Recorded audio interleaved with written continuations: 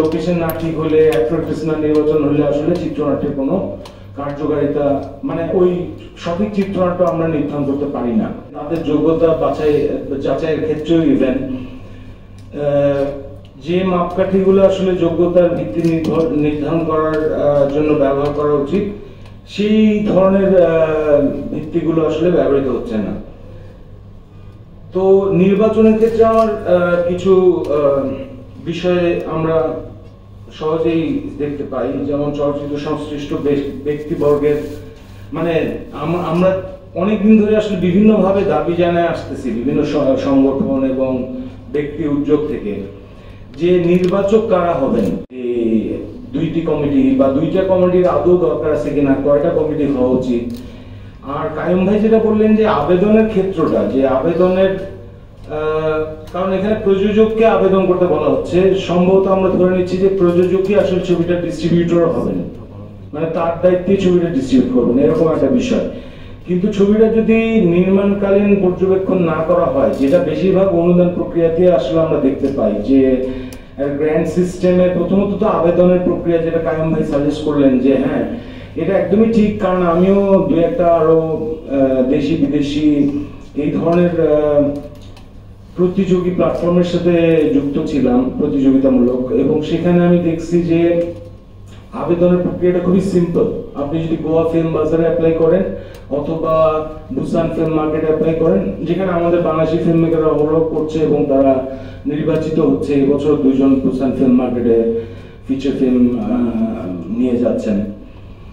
তো সেখানে কিন্তু আবেদনের প্রক্রিয়াটা অনলাইনে আছে, এটা দেখে নেওয়া যায়। আসলে ঠিক কালমের কথা, যে লগ লাইন, সিনপসিস, ট্রিটমেন্ট, এইগুলো হলেই মোটামুটি একটা সিনেমার আসলে ধারণা করা সম্ভব যে এটার মানে এটার যৌক্তিক জায়গা কি কি আছে। আর দ্বিতীয়ত হচ্ছে যে আরো কিছু যদি চাই আমরা, তাহলে এটার look and feel, treatment, budget, এগুলো আমরা চাইতে পারি একটা প্যাকেজ হিসেবে। কিন্তু এইগুলা যাচাই করা, পড়া ইত্যাদি কিন্তু কোনোটাই এরকম সময় সাপেক্ষ বা এরকম ধরনের একটা ম্যানুয়াল প্রক্রিয়া না যে আপনি 10 সেট করে অনুদানের আবেদন জমা দিচ্ছেন, এগুলা একটা আবর্জনার মতো যে জমা হচ্ছে হ্যাঁ মন্ত্রণালয়ে, এবং সেখানে ফেলে স্তূপ করে রাখা হচ্ছে, পরে আবার এই 10 জনকে পৌঁছায় দেওয়ার দায়িত্ব নিচ্ছে মন্ত্রণালয় বাসায় বাসায়, তারপরে সেগুলো থেকে আসলে কিভাবে বাছাই হচ্ছে। এবং নিঃসন্দেহে এখানে চিত্রনাট্যের কোনো প্রয়োজনীয়তাই নাই, কারণ চিত্রনাট্য আসলে লেখা হয় পরে, সুতরাং এটার কোনো আসলে বেসিসই নাই যে আমি চিত্রনাট্য দিচ্ছি কি দিচ্ছি না।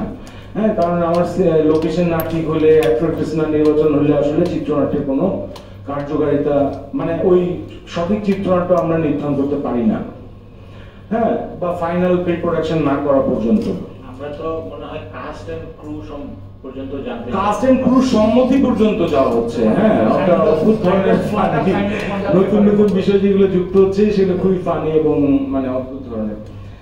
তো এইগুলো একটা আসলে প্রথমত আসলে আমার নীতিমালার নির্ধারণ হওয়া প্রয়োজন। আসলে কিভাবে কোন যোগ্যতার ভিত্তিতে এখানে জুরি বোর্ড নির্বাচিত হবেন, কোন যোগ্যতার ভিত্তিতে আবেদনকারীরা আবেদন করতে পারবেন এবং কি জমা দিবেন।